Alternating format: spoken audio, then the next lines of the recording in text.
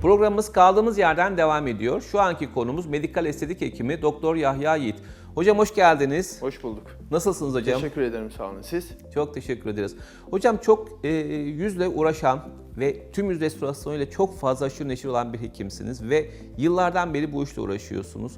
Tüm yüz restorasyonundan biraz bahseder misiniz? Evet.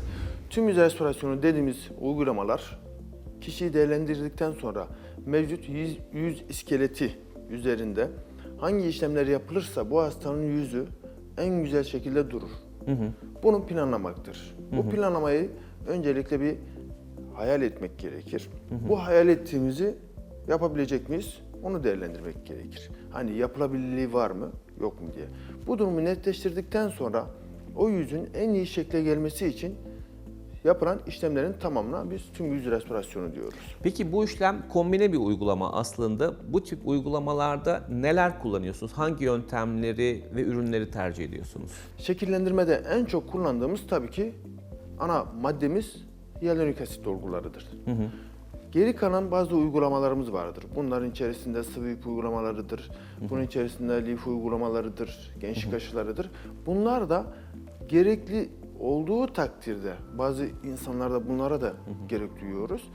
Onunla beraber kombine etme gerekebiliyor. Örneğin hastada çok fazla sarkma varsa ve yağlı bir ciltse, alt yanakları yağlıysa, mesela bu hastada ben lifuyu tercih ediyorum öncelikle. Daha sonrasında ise dolgu uygulamalarına tercih ediyorum. Ve alt yüzde lif uygulamalarını yaptıktan hemen sonra dolgu uygulamalarını yapabiliyoruz. Yani kişiye göre özellik gösteren bir uygulama şeklidir diyebiliriz. Hocam bu tüm yüz restorasyonunda özellikle dudaklar çok ön planda ki Evet. pek çok kişi de özellikle dudakların daha dolgun, daha güzel olsun Kesinlikle. şeklinde bir istemle başvuruyor. Dudak konusunda neler yapıyorsunuz? Yani bu tüm yüz restorasyondaki dudağa yönelik çalışmalarınızdan biraz bahseder misiniz? Evet, şimdi dudak dolgusu aslında tam bir cendere olayıdır benim gözümde. Neden? Çünkü hasta gelir, tüm yüz restorasyonu anlatıyorsun, yapıyorsun, dudak da yapacağız diyorsun. Hocam dudakları yapmasak. Niye diyorum? Ya hocam sokakta görüyoruz, dudaklar böyle öne gelmiş, iğrenç duruyor, çok çirkin duruyor. Yani hiç beğenmiyorum, lütfen dudak yapmayalım diyen hastalarımız oluyor mesela. Tabii ki benim yaptığım işlemleri insanlar biliyor ama ona rağmen korkuyorlar. Tamam diyorum, nasıl isterseniz 15 gün sonra değerlendiririz diyorum. 15 gün sonra hasta geldiğinde her taraf tabii ki daha bir genç, daha dinamik, daha böyle birkaç yıl geriye gitmiş şekilde duruyor. Fakat dudak yaşlı, büzüşmüş ve dinamik durmayan bir dudak var. Ve biz o dudak uygulamasını, dudak dolgusu uygulamasını tekrardan hastanın talebiyle yapıyoruz. Çünkü eksik bir bölge var. Her zaman ne diyoruz? Dolgu uygulaması yaparken, tüm yüz restorasyonu yaparken daha doğrusu her bölgeye orantısal bir şekilde müdahale etmek gerekir. Şimdi her tarafa müdahale ediyoruz, dudağa müdahale etmiyoruz. Ne oldu? Her taraf çok güzel, dudak yaşlı görünür. Peki hocam dudağa yaptığınız bu dolgular ne kadar süre kalıcı? Şimdi burada kullanılan teknik, kullanılan ürün kalitesi çok önem arz eder. Yani ne yazık ki dudak dolgusu ile ilgili bize çok fazla vaka geliyor. Yani daha önce yapılmış dolgu uygulamaları ile ilgili vakalar geliyor. Nedir? Ya kas içi enjeksiyon yapılmıştır, ördek dudak meydana gelmiştir. Ya çok yüzeysel yapılmıştır, dudakta mukozada pörsümeler meydana gelmiştir. Ya da çok kalitesiz ürünler kullanılmıştır. Doku içerisinde kemik gibi duruyordur. Yani çeşitli vakalar veya ıslak mukozaya yapılmıştır, orada o şekilde kalıyordur. Ve orantısız veya fazla bir miktarda dolgu kullanılmıştır. Çeşitli vakalar geliyor. Şimdi biz bütün bunları göz önünde bulunduruyoruz. Hastalar da zaten bunun gibi vakaları gördüğü için dudaktan çekinen çoğu insan var. Yani biz ne yapıyoruz? Çoğu zaman bunları eritmemiz gerekebiliyor. Bunları eritiyoruz ve sıfırdan dolgu yapıyoruz. Eritebiliyorsak ne güzel. Demek ki şanslıyız. Evet. Ama ne yazık ki şununla bile karşılaşıyoruz. Yani kalıcı ve vücutta kullanılması yasak olan silikon özellikteki maddelerin bile enjekte edildiğini ve akufil dediğimiz daha önceki yıllarda vücut dolgusu olarak kullanılan dolguların kullanıldığını görüyoruz. Ve orada elimiz kolumuz bağlanıyor, hiçbir şey yapamıyoruz. Yani ciddi bir sıkıntıdır bizim için. Dudak dolgusunu yaparken yüzün diğer alanları gibi bakmak gerekir. Şimdi hastanın yüzüne uygun bir dudak yapmak lazım. Yani bir alt üstü bir dudak dolgusu dersiniz. Yani bilmeyen insanlar o şekilde düşünür. Değil aslında. Ben herhangi bir dudağı yaptığım zaman o dudağın şeklini, yüzünün yapısına uygunluğunu, yani her santimi, her milimini benim için önem arz eder. Hiçbir dudak diğerine benzemez. Dolayısıyla hiçbir yüz de diğerine benzemediği gibi yapacağımız uygulamaların hiçbiri de diğeriyle aynı değildir. Peki hocam, dudak dolgularında özellikle miktar konusunda hastaların hep takıntısı oluyor. Aman çok olmasın, aman az olsun, aman yarım tüp olsun, aman çeyrek tüp olsun Evet. gibi. Bu konudaki düşünceniz nedir? Ben yarım tüp, çeyrek tüp diyen hastalara ben size işlem yapmıyorum diyorum direkt. Ben yapmam bunu. Yapan arkadaşlarımız vardır. Gidin yaptırın. Ya hocam niye öyle diyorsunuz? İşte bir tüp yapınca, bir tüp dediğiniz 1 ml, bir çay kaşığıdır. Bir tüp yapınca çok böyle öne geliyor, ne bileyim şişiyor, abes duruyor gibi söylemlerle geliyorlar. Aslında hastalarıma bunu anlatıyorum. Yani öne gelmesinin, orantısı şişmesinin veya ördek dudak oluşmasının sebebi miktarıyla alakalı değil aslında. Hani 1 ml dolguyu başkası kullanır, farklı şekilde şekil verir. Diğer hekim farklı şekilde şekil verir.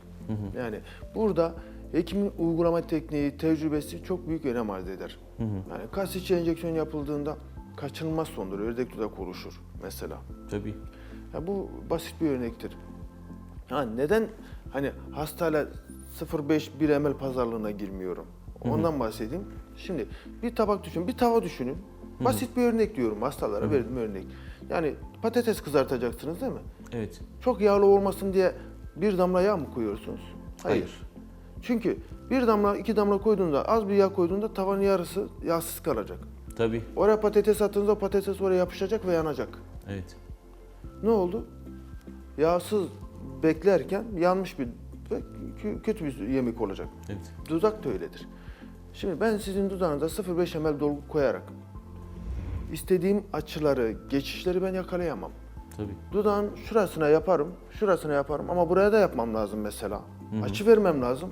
0,5 ile sınırlandırdığımız için, buraya yapamadığım için örneğin, basit bir örnek. Ne oldu? Burası şiş, buralar inik olduğu için burası şekilsiz, anormal bir şey ortaya çıkacak. Ha, 1 ml yaptığımızda ve 1 ml'e yakın ve 1,2 vesaire hani dudağa göre değişiyor bu.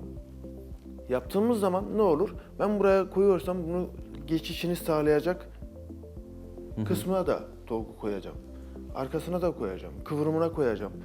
Yani Alt dudağı koyacaksınız. Tabii ki alt dudağı koyacağım vesaire. Bunların hepsini yapacağım ve yaparken orantısal yapacağım için dışarıdan bakan biri senin dudağında dolgu olduğunu anlamayacak belki de. O kadar ki doğal ve güzel olur. Ama diğer şekilde bir kısmını yap, diğer kısım inik kaldığı zaman der ki aa senin dolgu var bak şuran şiş, buranın inik şeklinde şeylerle karşılaşabiliyoruz. Hocam bir de bu olayın aslında altında yatan sebep hani dudağın çok büyümesinden ziyade biraz da ucuza kaçma meselesi. Ki bu anlamda da çok muzdaripsiniz ki hepimiz muzdaribiz aslında. Evet. Bu yani ucuz dolgu yaparız, işte beraberinde şunları da ekleriz, bunları da ekleriz tarzında bir sürü bugün sosyal medyada ilanlar görüyorsun. Evet. Bunlar da otomatik olarak aslında pek çok hasta için hani ucuz peşinde koşup kaliteyi göz ardı ediyorlar. Bu da pek çok komplikasyonlara sebep oluyor. Önce bir Kesinlikle. komplikasyonlardan bahseder misiniz? Bu kadar ucuza yapılabilir mi bu iş? Yani bu işin sonuçta bütün ürünleri biliyorsunuz. Ürünlerin fiyatlarını da biliyorsunuz. Evet. Kesinlikle. Haklısınız Fatih Hocam. Emin olun biz de akıl sır erdiremiyoruz. Tamam piyasada kalitesiz ürün çok. Kabul ediyoruz. Ama hani bu kadar da mı kalitesizi nasıl bulunuyor ona akıl sır erdiremiyorum. Yani şu kadar bilmem şu kadar ml dolgu vesaire şu fiyata mümkün değil. Yani mümkün değil. Yani akıl ve mantığa tamamen aykırı. Ben dolguyu şöyle düşünüyorum. Bir ham petrol olarak düşünüyorum. Ki gerçekten de hani değerlendirdiğimizde geçtiği aşamalarda öyle. Şimdi normalde bir ham petrol çıkar, o işlenir, ne bileyim gaz yağı ayrı çıkar, benzini ayrı çıkar, dizeli ayrı çıkar. Uçak benzin ayrı çıkar. O ayrı çıkar, asfalta kullanılan zifti ayrı çıkar. Evet. Hepsi ayrı ayrı ayrıştırılır çıkar. Şimdi dolgu da böyledir. Önce bir hyaluronik asit vardır. Ondan sonra belli bir bağlanma şekli vardır. Ondan sonra bu aşamalardan geçiyor. bağların sıkılaştırılması, atık olanların ayrıştırılması, bir kere yıkanması, 2 kere yıkanması, tekrar işlenmesi, tekrar farklı bir teknoloji kullanılması şeklinde bunlar aşamalardan geçiyor. Aşamalardan geçtikçe kalite artar. Maliyet artar, fiyat artar.